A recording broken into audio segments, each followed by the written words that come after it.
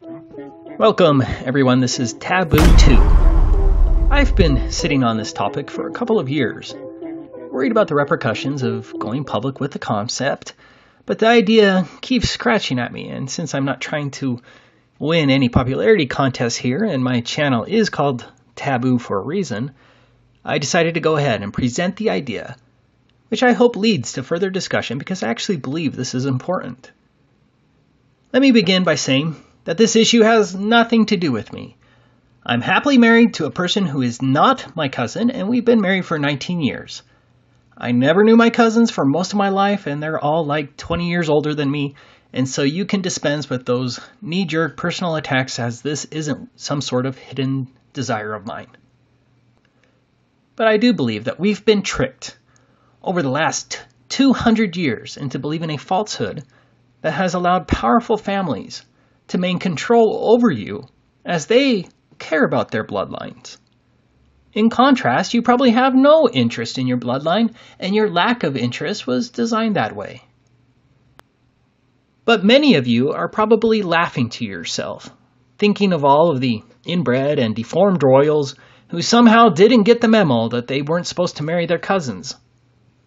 But I ask you, what if that memo was instead written by those royal families, and they laugh at you for your unquestioning gullibility? Here's a hypothetical for you. Suppose marriage between cousins was encouraged in today's society, and there was no alleged health reason to not marry your cousin. With this hypothetical environment in mind, let's suppose you married your first or second cousin. Your parents were cousins, and their parents were cousins, and so forth. Ask yourself this question: what would your family be like now? Would you have a closer bond to your family? Would you have a closer bond to your spouse? Would your children have a stronger bond with their family? Would you despise your in-laws, as many of us do? Or would you have an impenetrable familial bond? Do you think it would have an impact on maintaining wealth in your family and long-term objectives? What about geographic proximity? Would you do the unthinkable and even group together in a community and create a lasting estate for the family? What about unique familial traditions? Would you still have them? What about your relationship with others outside your family? Would you be less interested in non-family relationships? And for those Game of Thrones fans, would you be more like the Lannister family, without the evil side, and even have your own family crest that you honored and cherished, and could care less about other government-imposed identities? Would family be vastly more important to you than your national, state, or city identity? What if you then somehow convinced everyone else to dilute their bloodlines by marrying whomever, but you kept your secret family institution going, knowing the benefits? Would your family become more powerful while others become less so? Now, I hope the honest truth seeker is starting to see why I'm making this video. Now, this question may seem irrelevant, but how many people in society, when they think of colloidal silver ingestion, think of blue-skinned people like this? Do you think that it's a mere coincidence that many think of that blue man when they think of colloidal silver ingestion? Look at this article. I agree 100% with this article. The blue man theme was created by the pharmaceutical industry to scare you from using a very effective natural remedy that's an amazing cure for many ailments. But because of indoctrination in the media, the evil cabal was able to take a single or handful of cases out of millions of users to create a false illusion that everyone who ingests colloidal silver is going to turn blue. Hundreds of thousands of people die each year from pharmaceutical drugs, but no one thinks of that fact when they swallow pills from the pharmacy. It's fascinating how easy it is to manipulate humanity. As another example, let's say one child in America dies from polio who didn't receive the vaccination because his parents don't believe in vaccinations. You'd see repeated news stories scaring you about anti-vaxxers. However, you'll not see a single news story covering the tens of thousands of children who die shortly after being vaccinated every year. I think most of my viewers understand this form of manipulation. So, if some royal in 100 years has a hereditary deformity, that deformity or handful of deformities could be cited ad nauseum by the media to the point that everyone's convinced that all royals are deformed because they marry their cousins. And they allow that. I'm no expert here, and so we're left with Wikipedia for our research, but I did want to make a couple of points. First, look at how many royals have been continuing to marry their cousins. Look at the years at the beginning. 1999, 1993, 1989, 1984. And these are the ones we know about. Do you think these people are just stupid and didn't get the memo that they're not supposed to marry their cousins? And these are the open ruling families. What about the hidden royal banking families like the Rothschilds? That question brought me to this article from Discover magazine, which I'd like to read to you in part. In Paris, in 1876, a 31-year-old banker named Albert took an 18-year-old named Bettina as his wife. Both were Rothschilds, and they were cousins. According to conventional notions about inbreeding, their marriage ought to have been a prescription for infertility and enfeeblement. In fact, Albert and Bettina went on to produce 7 children, and 6 of them lived to be adults. Moreover, for generations, the Rothschild family had been inbreeding almost as intensively as European royalty, without apparent ill effect. Despite his own limited gene pool, Albert, for instance, was an outdoorsman and the 7th person ever to climb the Matterhorn. The American DuPonts practiced the same strategy of cousin marriage for a century. Charles Darwin, the grandchild of first cousins, married a first cousin, and so did Albert Einstein. That's fascinating. In our lore, cousin marriages are unnatural, the province of hillbillies and swamp rats, not Rothschilds and Darwins. In the United States, they are deemed such a threat to mental health that 31 states have outlawed first cousin marriages. This phobia is distinctly American, a heritage of early evolutionists with misguided notions about the upward march of human societies. Their fear was that cousin marriages would cause us to breed our way back to frontier savagery, or worse. You can't marry your first cousin, a character declares in the 1982 play Brighton Beach Memoirs. You get babies with 9 heads.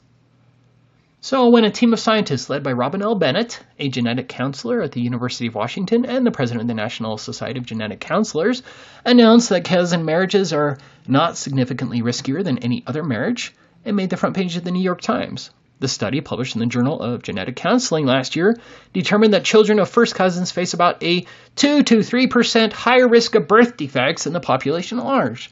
To put it another way, first cousin marriages entail roughly the same increased risk of abnormality that a woman undertakes when she gives birth at 41 rather than at 30. Banning cousin marriages makes as much sense, critics argue, as trying to ban childbearing by older women. Now again, Darwin and Einstein both married their cousins. What? They didn't get that memo? Think about it. The article I just read claimed that there's a 2 to 3% higher risk of birth defects with cousin marriage. Many of you are probably, whoa, I don't want to do that.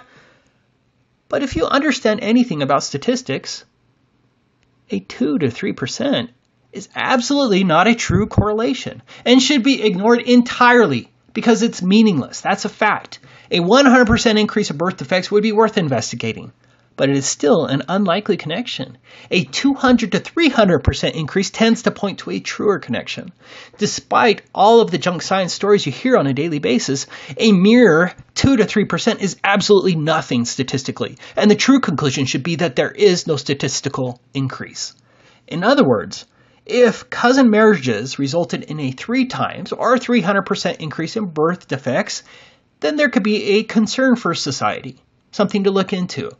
But you cannot cite a minuscule 0.02 or 0.03 times increase because that is statistically meaningless.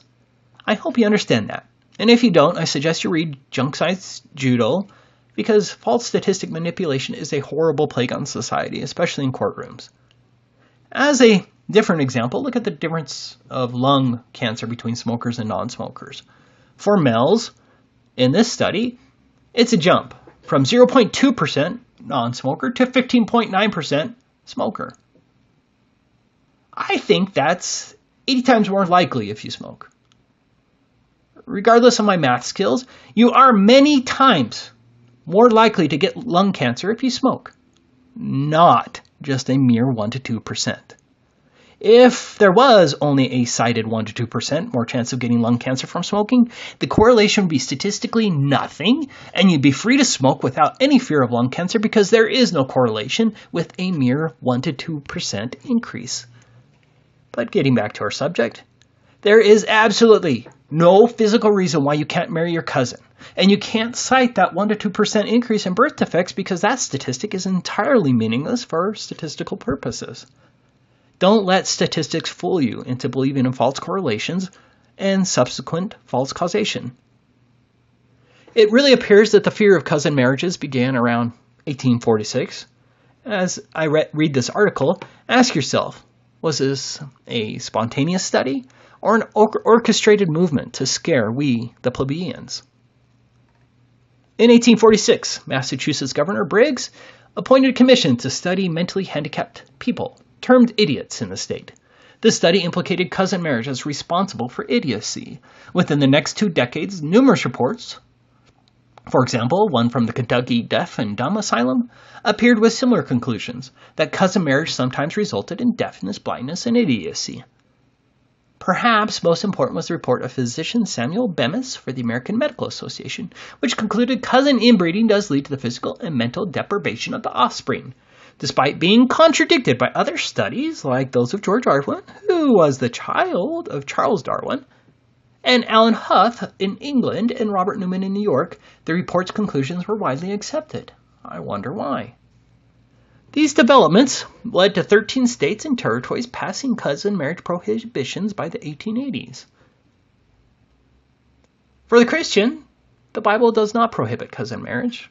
Rebecca and Isaac were cousins, Rachel and Leah were cousins of Jacob, and there are others cited. But here's the main point articulated really well actually in this Wikipedia article. Cousin marriage has often been chosen to keep cultural values intact, preserve family wealth, maintain geographic proximity, keep tradition, strengthen family ties, and maintain family structure or a closer relationship between the wife and her in-laws. Fascinating. There's a reason why the elite marry their cousins, and you don't. And it's not because you're smart and they're not. It's because they care about their bloodlines and estates, and they manufactured a false fear to cause you, the peasant, to abhor the idea, and thus willfully dilute your bloodlines. The trickery has worked so far, but maybe it's time to change things. So I say, go ahead and marry your cousin, especially if they're hot. But now here's the hard part. You're going to have to convince him or her that it's perfectly fine. Good luck with that conversation, but just remember to point out the fact that Einstein thought it was smart too. Anyway. Flatline. There's no superior bloodline. Flatline. You got me once, but that died.